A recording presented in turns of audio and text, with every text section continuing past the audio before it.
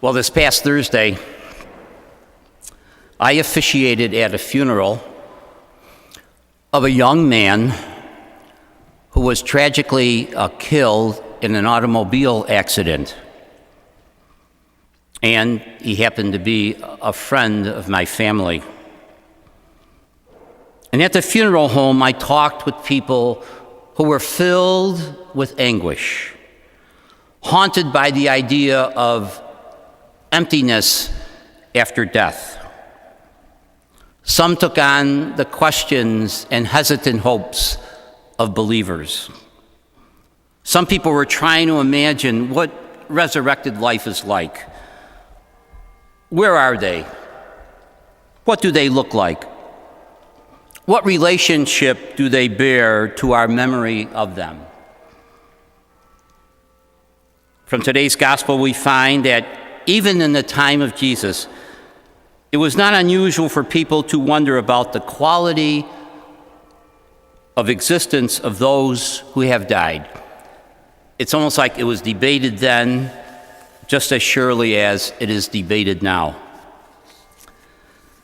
Now, Jesus has been making this long trek from Galilee to Jerusalem, and he comes into Jerusalem, and right away he meets some Sadducees who present a very hypothetical situation to him, to say the least. And it's important to note that the Sadducees were aristocratic. They were the fundamentalists of their day, very narrow, very conservative, and they rejected this whole idea of the resurrection because it was not written in their Bible, which would have been the first 5 books of the Old Testament, the Torah. And so they denied the whole idea of resurrection, of angels and spirits, because again, it was not affirmed in their Bible. It was not clearly written. And they were the type, if it's not in the Bible, then it doesn't exist, that sort of mentality. And so they present Jesus and they ask him a very, very facetious question, impossible situation, just to show and demonstrate the absurdity of the idea of the resurrection by applying it to a case of what is called levirate marriage, that is brother-in-law marriage according to the Mosaic law. And it's not important to get into that. But it seems that Jesus does not answer the question given. He answers the question that should have been given. Jesus says, look, marriage belongs to this age. This does not apply to the world to come, because those who are resurrected are no longer liable to death. So this comparison fails. It just fails. This is a God of the living we're talking about. How can you have a God of the dead? So Jesus says, your just question is way off, and he knew they were being facetious. Here's the thing. As Christians, we do not believe in life after death, but we believe in life. We are not an after-death religion. We are a religion of the resurrection. We believe in the continuity of life. In the creed, when we say we believe in the resurrection of the dead, in the risen Christ, we see what we shall become, a person with a holy, illuminated soul. That's why the disciples, after the resurrection, they didn't know Jesus. It was the same Jesus on Easter as before, transformed perhaps, glorious perhaps, but still Jesus, so transformed that they didn't even recognize them.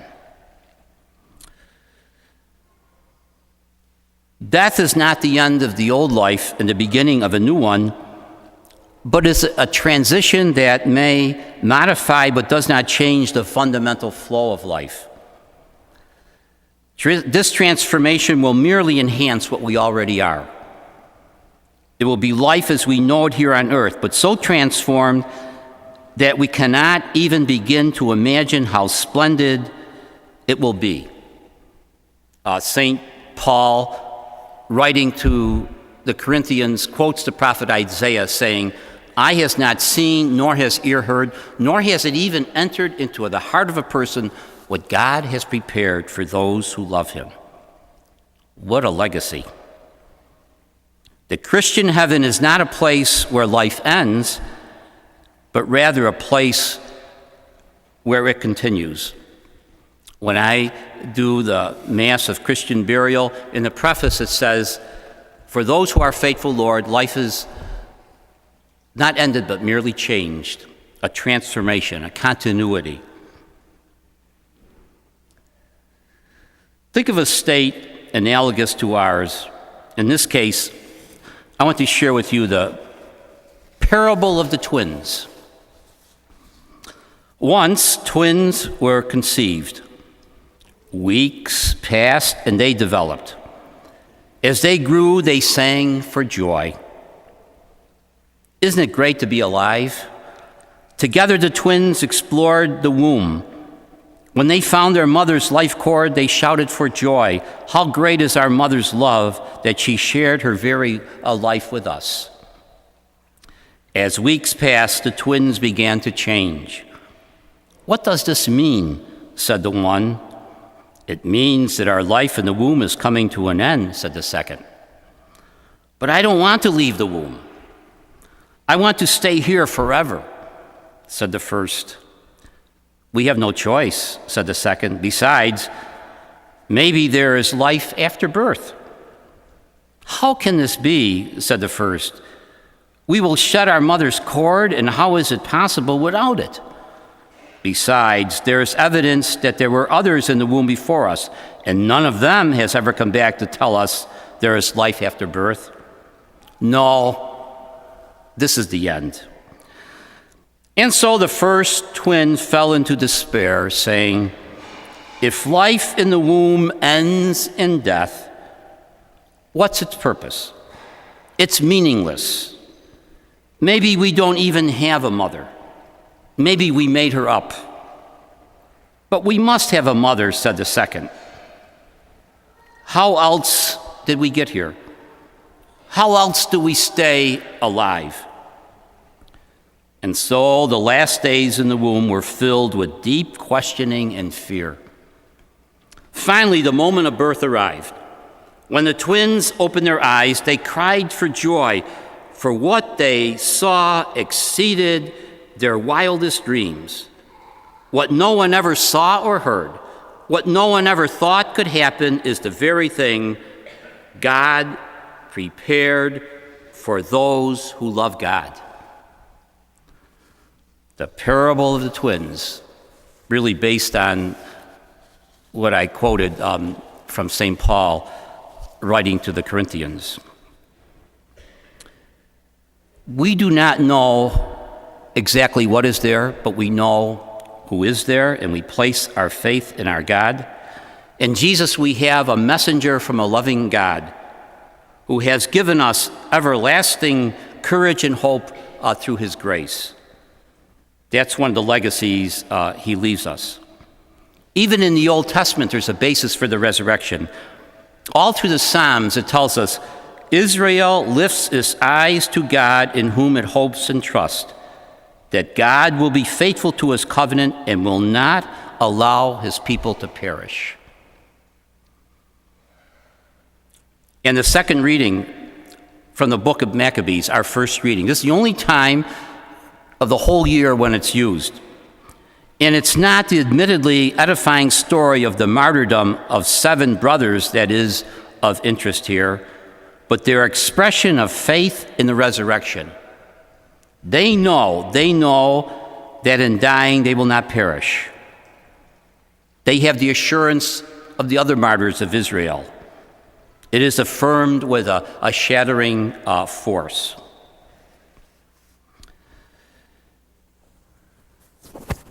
We know that the story of Jesus does not end in the cross. It does not end in the tomb. It does not end in the cemetery. That death, evil, darkness could not hold Jesus, but that on that first Easter, God the Father raised Jesus from the dead, And when he did that, it made it possible for you and for me to have eternal life. That's our great hope. Because Jesus lives, so can we. That gives a purpose, a direction to our lives. We fall, we get up again, we fail, we try over. But the greatest truth of the resurrection is this: not so much that we will live newly after death. That's not the greatest truth. The greatest truth is that we can live new now by the power of the resurrection, by the encouragement of grace and hope that God has given to us. Not so much that we will live forever, but that we can live nobly now because we will live forever. Let me leave you with this final thought. Pope Francis I, his encyclical Lumen Fide, the only witness that is truly in accord with the good news is that of men and women who live for God here and now.